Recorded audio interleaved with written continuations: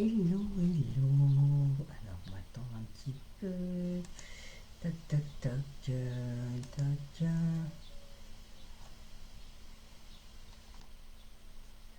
Voilà. Alors, toc, toc, toc. Voilà.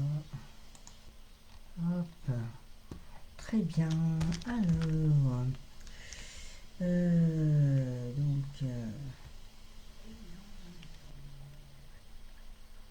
voilà, donc il y a bien le son.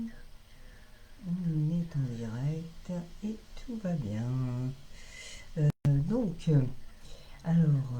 écoutez, je vais commencer. Euh, je viens donc de rentrer ce matin après une semaine forte en émotion, je dirais. Vraiment, j'ai vécu de très très belles choses sur cette semaine, puisque c'était une semaine de retraite spirituelle, donc avec du yoga, avec différentes choses toute la journée. Et je reviens de cette semaine-là avec plein de choses en tête, plein d'idées et surtout beaucoup de gratitude pour cette semaine que j'ai passée. Euh, alors, bonjour Melissa. Donc aujourd'hui, on va parler du post d'hier. Vous savez, c'est lundi de traverse. Maintenant, je mets un post le dimanche.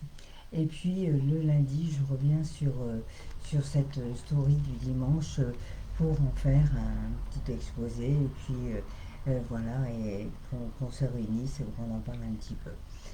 Évidemment, c'est pas fermé dans cette position que je vous présente aujourd'hui. Et je compte faire même des directs par la suite, peut-être sur YouTube. Et puis on verra de quelle manière ça s'ouvre et puis et ce que j'en ferai. En tout cas, aujourd'hui, on va parler de la ligne. Et cette lignée, évidemment, on le sait tous, on traîne beaucoup de choses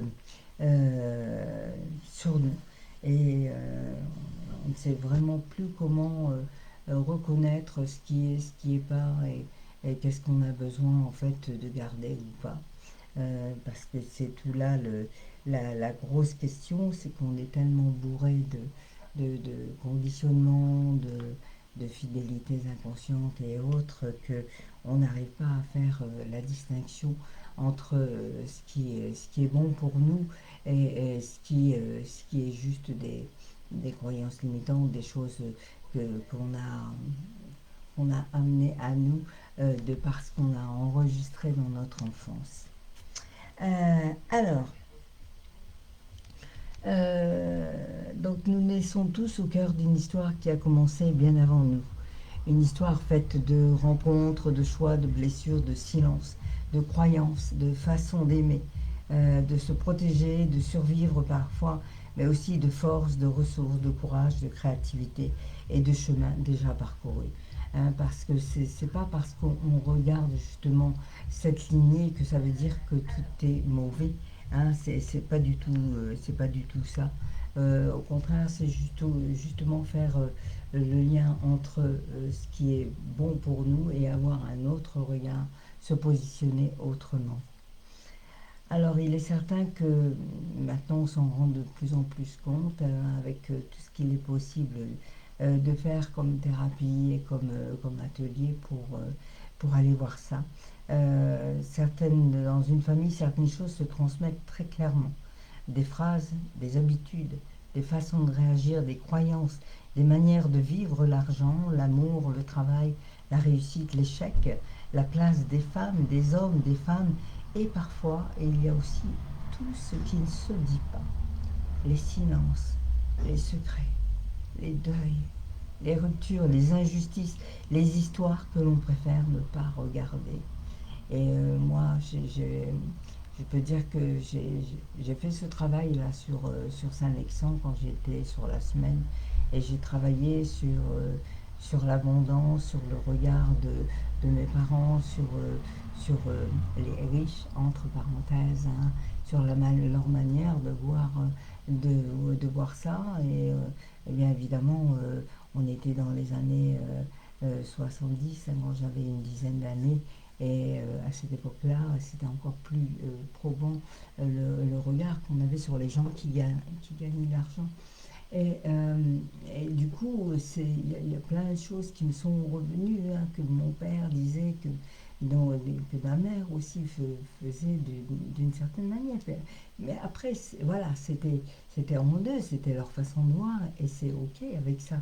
Mais simplement, c'est à un moment donné, c'est prendre du recul par rapport à ce qui nous empêche d'avancer et se donner des autorisations. Vraiment. Mélissa, tu regardes, mais si tu veux intervenir, c'est volontiers. Donc, euh, et ce que je voulais dire aussi, que j'ai retenu aussi beaucoup de chut, chut, chut, chut, on n'en parle pas, on ne dit pas, on se tait, hein, et tous ces chut, chut, chut, voilà combien ça fait de regards enfermés, combien ça fait de choses qui n'ont pas été dites, qui n'ont pas été communiquées, et qui continuent à vivre, à vibrer en nous. Hein, parce que c'est pas parce que ça remonte à 2 ou 3 générations en arrière que ça ne vit plus en nous. C'est de ça dont il faut justement essayer de se débarrasser. Alors, euh, je continue sur mon fil. Oui, nous reproduisons certaines choses sans nous en rendre compte, simplement parce que cela nous est familier. On peut répéter une façon de choisir ses relations, une peur de réussir. Ah, vous savez, et quand ça tourne en boucle et qu'on n'arrive pas à sortir de ça, et qu'on se dit, mais pourtant, hein, j'ai fait tout ça, j'ai fait tout ce qu'il fallait pour. Et puis malgré tout, il y a quand même des choses qui reviennent en boucle, et on se demande vraiment pourquoi. Euh, donc ensuite, une peur de réussir, une difficulté à prendre sa place, et une tendance à toujours porter pour tout le monde une manière de se taire pour éviter les conflits. Et un jour, donc on se demande pourquoi est-ce que je refais toujours la même chose, pourquoi est-ce que ça arrive toujours en boucle ça, qu'est-ce qui se passe, hein. Et c'est là que quand on voit dans son système qu'il y a quelque chose, un petit truc qui nous empêche d'être vrai, et que c'est dur à y aller, et c'est dur à comprendre, et c'est là qu'il faut essayer de faire quelque chose. Parce que sinon, ben, on peut le garder, évidemment, mais on va le garder à vie, hein. Et qu'est-ce qu'on a envie d'aller voir, qu'est-ce qu'on a envie de faire de plus, justement, pour sortir de ces systèmes-là. Donc il y a aussi évidemment des fidélités invisibles, comme si pour appartenir à notre famille, nous devions rester proches de certaines façons de vivre. Par exemple, chez nous, les femmes sont fortes. Dans notre famille, on ne demande pas d'aide. On ne montre pas ses émotions. Il faut travailler dur pour y arriver. On reste quoi qu'il arrive. Et parfois, sortir de cette manière de fonctionner peut donner l'impression de trahir, alors qu'en réalité, nous pouvons aimer notre famille sans reproduire justement toutes ces blessures. Parce que ces blessures, regardez nos parents, c'était leur histoire.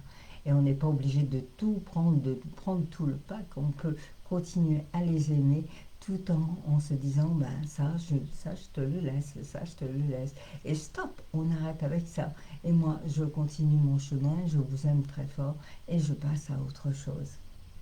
Euh, donc, par exemple, une femme peut choisir encore et encore des partenaires qu'elle doit sauver. Hein, quelqu'un peut ne jamais oser gagner plus que ses parents, comme si réussir davantage était une forme de trahison. Hein, vous savez, du coup, on a peur de dépasser financièrement. Il faut rester dans la caste, dans ce qui a été, euh, dans ce qui était de base. Parce que si on s'élève au-dessus du panier, eh bien, du coup, on ne va plus être reconnu, que ce soit vrai ou faux. Hein, de toute façon, dès l'instant où c'est là en nous, et qu'on l'a vécu de par nos programmes différents, eh bien, voilà, ça aussi, ça peut être là. Euh, euh, donc, euh, j'en étais là. Une personne donc peut se sentir coupable dès qu'elle prend du temps pour elle, simplement parce qu'elle a toujours vu les femmes de sa famille s'oublier pour les autres. Hein, moi, dans ma famille, c'était beaucoup les femmes fortes, les femmes qui font tout, qui organisent tout, qui gèrent tout. Et voilà, donc à force, eh ben oui, on porte, on porte, on porte. Mais il arrive un moment où on peut se dire, et à quoi ça me sert d'être dans cette fidélité? Est-ce que je ne peux pas passer à autre chose? Donc il y a évidemment aussi la place que l'on prend dans la famille, celle de la gentille, du solide, de celui qui arrange tout, de celle qui ne fait jamais de vagues, de celui qui porte tout le monde, de celle qui protège. Et quand on commence à changer de place, évidemment, cela va déranger. Simplement parce que les autres nous connaissaient comme ça. Hein. Et évidemment, parler de lignée ne signifie pas regarder uniquement ce qui a été difficile. Nous avons aussi reçu énormément de ressources.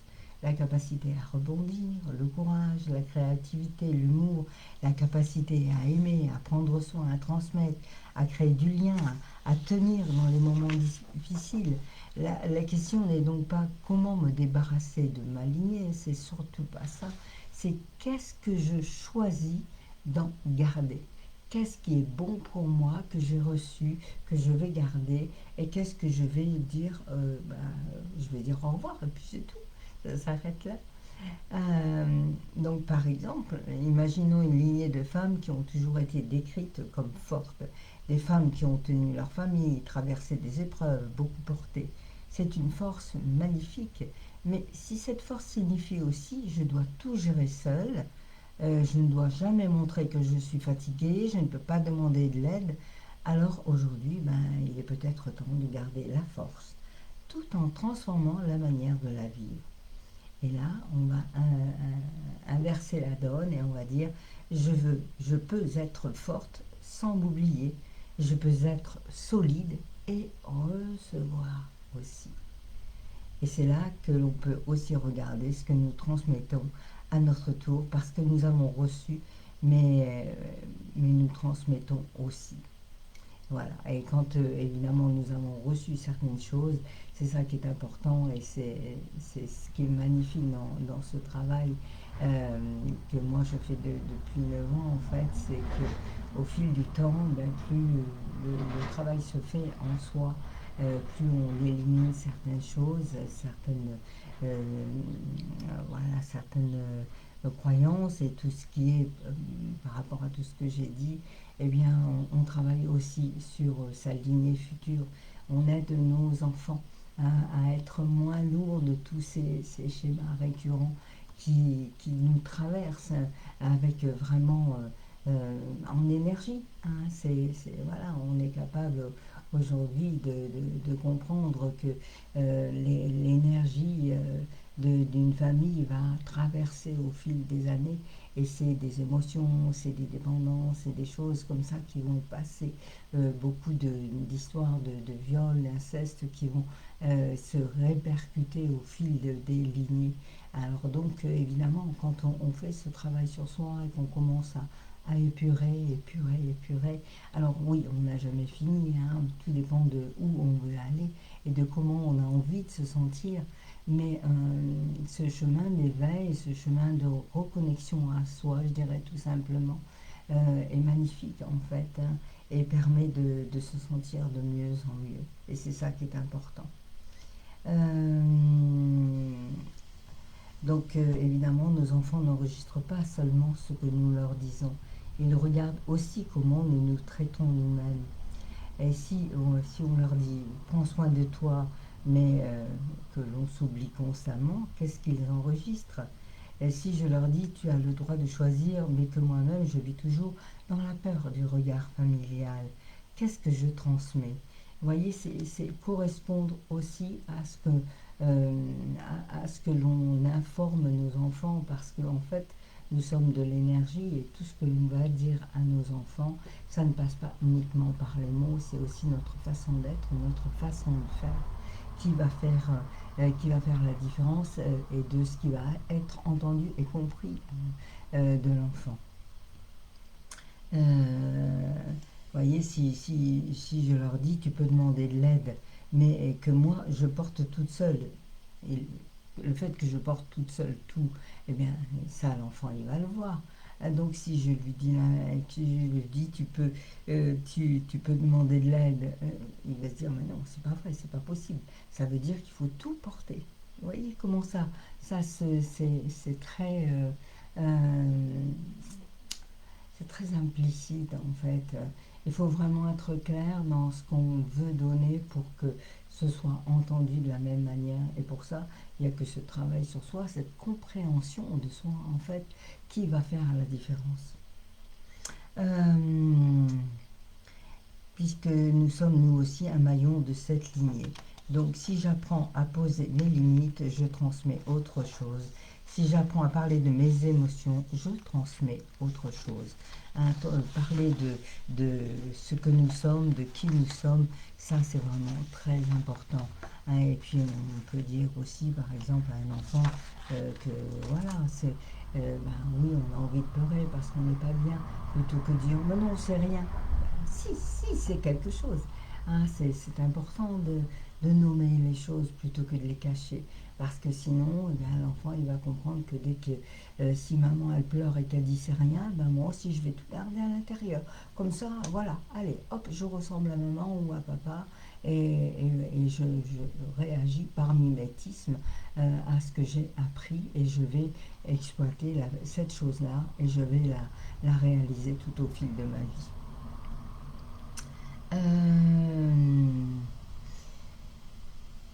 Donc si j'arrête de faire croire qu'il faut toujours être fort, je transmets autre chose. Si je me donne le droit de réussir, de recevoir, d'aimer autrement, je transmets autre chose. Cela ne veut pas dire que tout sera parfait. Cela signifie simplement qu'à notre endroit, quelque chose commence à changer. Il y a parfois des histoires qui n'ont jamais été remises en question, simplement parce qu'elles étaient là avant nous. Et nous pouvons vivre très longtemps avec cette idée, et c'est comme ça. Puis un jour, quelque chose devient visible. Bonjour Sandrine. Et lorsque l'on voit, eh bien, on commence à avoir le choix. Parce que dans ces lignées, il y a beaucoup de choses qui passent. Et puis, on ne sait pas toujours ce qui est passé.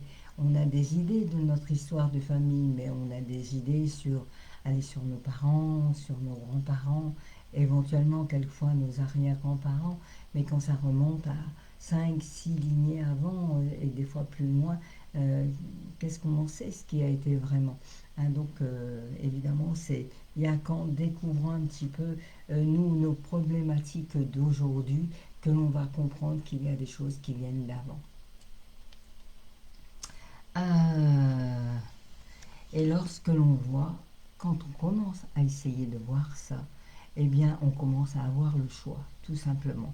Voir ne veut pas dire rejeter ceux qui nous ont précédés, surtout pas.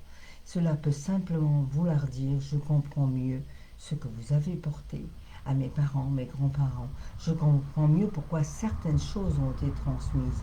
Et aujourd'hui, je vais choisir juste ce qui est bon pour moi. Nous pouvons honorer leur histoire sans être obligés de la reproduire. Quand quelque chose devient visible, nous pouvons nous poser 3 questions. Qu'est-ce que je souhaite garder? Qu'est-ce que je peux transformer? Qu'est-ce que je choisis de ne plus transmettre à mon tour à mes propres enfants, et du coup mes propres enfants, mes propres petits-enfants, arrière-petits-enfants, etc. et toute la lignée future. Qu'est-ce que j'ai envie de leur transmettre aujourd'hui, et c'est en faisant ce travail sur soi, en comprenant qui l'on est, en essayant au mieux de se reconnecter à soi, que l'on va pouvoir comprendre ce qui vient d'avant et ce que l'on a envie de garder vraiment pour pouvoir avancer et transmettre autre chose de différent. Donc, une histoire familiale peut nous influencer, mais elle ne décide pas de tout, certainement pas, parce que nous sommes créateurs de notre vie. Nous pouvons être marqués par ce qui nous précède sans être condamnés à le reproduire. Ce qui nous précède ne décide pas de ce qui nous attend. Il faut sortir de cette croyance limitante parce que, évidemment, elle va nous enfermer dans mes parents, mes grands-parents, tout ça, ça s'est passé comme ça, ok, j'ai récupéré ça, ok, et puis je vis avec ça, ok, non. À un moment, on dit stop. on arrête ça, on arrête ce système et on passe à autre chose. Parce qu'on a tous le droit au bonheur, à l'amour, à l'abondance. Il n'y a pas de raison qu'on ne puisse pas choisir ce que l'on a envie de notre lignée et ne garder que les forces et les ressources. Donc, ceux qui nous précèdent nous racontent une partie de notre histoire, mais pas toute notre histoire.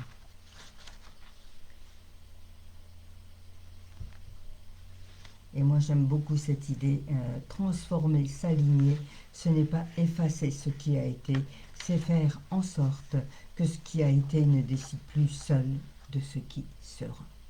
Hein, c'est faire en sorte que ce qui a été ne décide plus seul de ce qui sera. Pour moi, chemin de travers, c'est aussi cela, regarder d'où l'on vient, comprendre certains détours, voir ce que l'on a porté parfois sans même le savoir, puis reprendre doucement la direction de sa propre vie. Pas contre ceux qui nous ont précédés, mais pour soi et automatiquement pour notre lignée future. Donc, ce qu'on peut se demander, y a-t-il une façon de vivre dans votre famille que vous avez longtemps prise pour une vérité? Ça serait peut-être une question que vous pourriez vous poser et voir si ça vous résonne. Et qu'est-ce que vous avez gardé de ça? Qu'est-ce que votre lignée vous a transmis de précieux, au contraire, comme ressource? Ça peut être la résilience, ça peut être je sais pas, des tas de choses différentes en fonction de ce que vous avez vécu. Et qu'est-ce que vous sentez que vous n'avez plus envie de porter de la même manière? Et ça, c'est important aussi. Qu'avez-vous envie de garder, de transformer ou d'arrêter de transmettre? Et voilà, voilà ce que j'avais envie de vous dire sur la lignée. Évidemment, on pourrait en parler pendant des heures, mais c'est pas le but, c'est vraiment essayer de mettre le point sur un sujet comme ça chaque dimanche. Donc je mets une story qui fait le lundi de traverse du... Alors d'habitude c'est le matin, là comme j'étais une semaine donc en retraite, je l'ai fait à 18h, mais peut-être que c'est un horaire que je garderai, c'est sympa aussi en fin de journée, il y a peut-être plus de monde, on verra, je vous poserai la question. En tout cas, ce qui est sûr, c'est que nous ne pouvons pas réécrire l'histoire de notre lignée, mais nous pouvons choisir ce que nous en faisons. Nous pouvons garder la force sans garder la souffrance, garder l'amour sans garder les silences. Tous ces silences, tous ces non-dits qui nous ont empoisonnés et qui sont des fois encore en nous. Garder les ressources sans continuer les mêmes sacrifices. Tous ces schémas, toutes ces histoires de non-amour de soi et ces histoires qui tournent en rond, vous savez. Et bien, voilà, quand ça tourne trop en rond, il y a aussi forcément des choses à aller voir. Donc, garder les ressources vraiment sans continuer les mêmes sacrifices. Peut-être que transformer quelque chose dans une lignée commence simplement par une personne qui ose regarder autrement. Vous savez, ce fameux mouton noir, celui qui va oser être différent, celui qui va oser porter un regard différent et qui va commencer à comprendre des choses et qui, par de ça, va forcément changer aussi ce qui va se passer face à lui, et dans sa famille et dans sa lignée. Voilà. Et peut-être que cette personne, aujourd'hui, c'est nous, c'est vous qui me regardez. Et puisque j'ai parlé beaucoup de la lignée, que j'ai beaucoup travaillé là-dessus cette semaine dans cette retraite, eh bien j'ai décidé de faire de nouveaux ateliers qui vont parler de ça. Parce que c'est vraiment important d'aller voir tout ça et d'aller le voir autrement. Donc de la lignée à soi, ce sera le nom des ateliers. Et nous irons regarder les croyances, les fidélités, les blessures, les silences, les répétitions, les places que nous avons prises dans la famille, mais aussi les forces et les ressources qui nous ont été transmises. Donc l'idée, évidemment, n'est pas de rejeter ce qui nous précède, mais de comprendre, rendre visible, transformer rendre visible, transformer, puis choisir la suite. Qu'est-ce que je garde, qu'est-ce que je transforme, qu'est-ce que je ne souhaite plus porter ni transmettre de la même manière. Parce que nous ne pouvons pas réécrire cette histoire de notre lignée. Mais ce qui est certain, c'est que nous pouvons choisir ce que nous en ferons aujourd'hui. Et peut-être ouvrir à notre endroit un chemin différent pour la suite. Et donc nous irons regarder de façon très concrète ce qui peut encore agir dans nos vies aujourd'hui, les croyances héritées, les fidélités familiales, ces fameuses places que nous avons prises dans la famille. Des fois même on peut prendre la place du père, la place de la mère, et puis évidemment ça transforme complètement la relation que on va avoir aussi dans le futur vis-à-vis des hommes ou des femmes. Vous voyez, tout ça, c'est important aussi d'aller voir, de comprendre notre histoire pour pouvoir la rééditer autrement, je dirais, la continuer d'une manière euh, plus, euh, plus joyeuse, plus chaleureuse. Euh, donc évidemment, je vous l'ai dit, on ira aussi regarder les forces, les ressources, les qualités. Et donc ces ateliers seront là pour comprendre, je vous l'ai déjà dit, rendre visible, transformer et choisir la suite. Et évidemment permettre de bouger concrètement. Je peux vous dire que tous ces actes, donc il y aura des exercices dans ces ateliers, des actes psychomagiques. Et je peux vous dire que ça transforme vraiment et que il n'y a pas de mots. Voilà. Donc je m'y mets dès aujourd'hui pour vous proposer cet atelier. J'essaierai d'en faire un avant la fin du mois et puis par la suite de vous en proposer un régulièrement, au moins peut-être deux groupes différents une fois par mois, on verra. J'ai pas encore toute la teneur de tout ça, mais en tout cas j'y tiens parce que vraiment moi je sais que alors on était plusieurs à faire ces actes, hein, on était 8 en tout, et je peux vous dire que ça a bougé dans le groupe, parce que évidemment, même si c'est des sujets différents, ça a résonné de façon très forte. Et quand on est sur un groupe sur la même dynamique, puisque c'est ça que je vais faire dans ces ateliers, sur une journée, donc on va parler des fidélités familiales, de la place, de la relation au manque d'argent. Hein, les histoires de manque, c'est très fort aussi, hein, dans les lignées qui ont vécu la guerre, hein, par exemple. Donc tout ça, eh bien, ça va prendre forme autrement. Euh, alors, euh, ce n'est ce n'est pas une constellation familiale, hein, au sens classique du terme. Ce que je vais vous proposer, euh, euh, c'est différent dans la manière d'entrer dans le travail. Et je vais partir vraiment de ce que la personne vit aujourd'hui, de quelque chose de concret.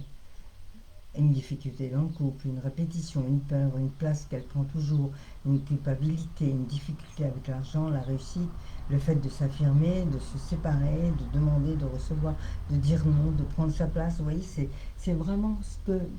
C'est comme, voilà, c'est quelque chose qui se détache, qui est très fort et qui interagit dans votre vie et qui vous empêche d'avancer, hein. Et donc, eh ben, moi, j'ai toujours ça. Et comment... pourquoi est-ce que ça revient tout le temps? Qu'est-ce qui se passe? Donc, euh, on ne va pas chercher à faire une constellation pour faire une constellation, c'est pas du tout le but.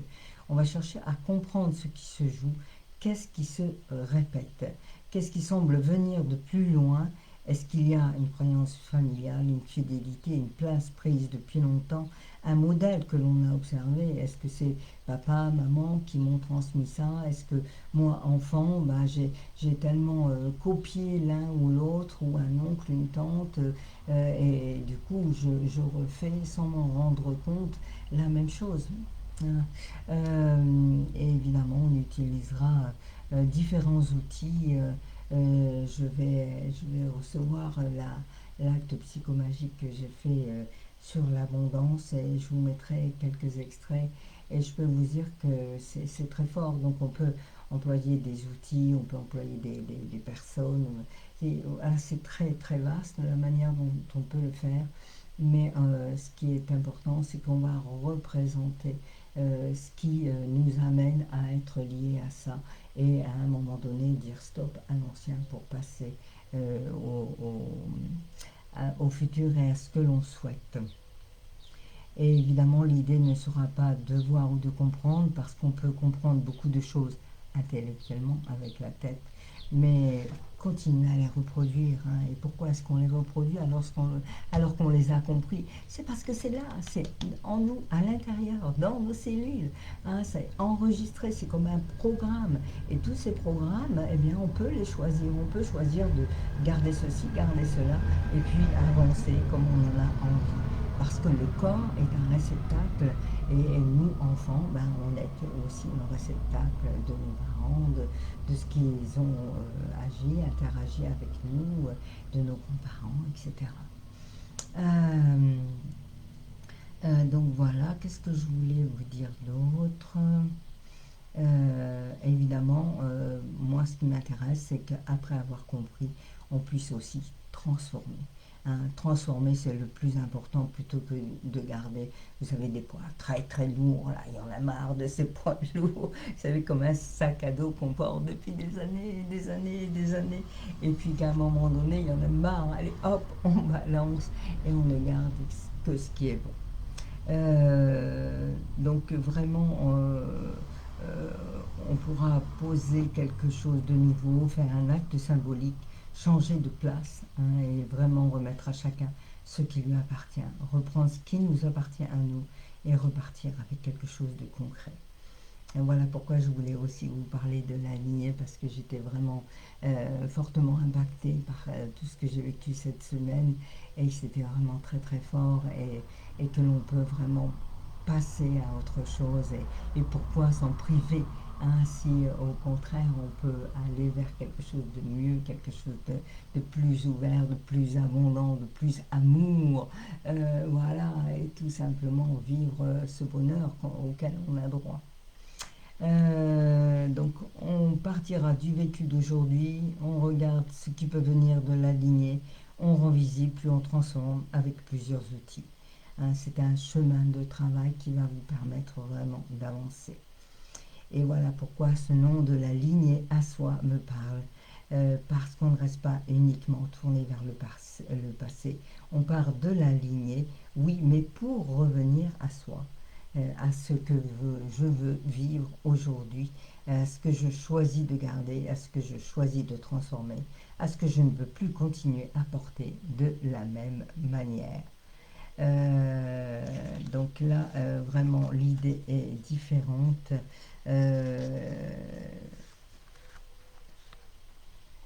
Ce sera plus large, plus souple et surtout très relié à la situation concrète de la personne.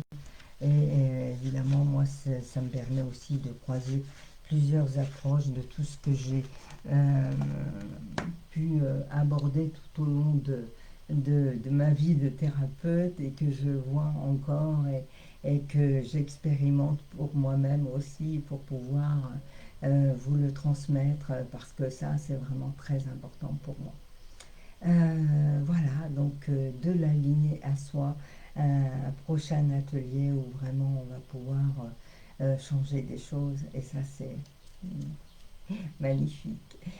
Écoutez, voilà, est-ce que vous avez des petites choses que vous voulez rajouter par rapport à tout ça?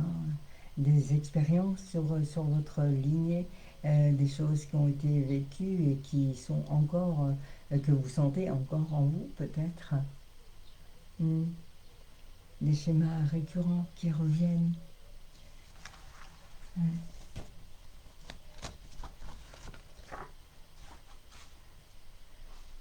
Sandrine, Mélissa, Véronique,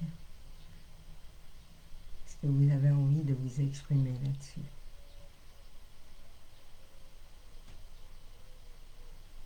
Alors, du coup, on va finir, on va fermer ce lundi de chemin de traverse.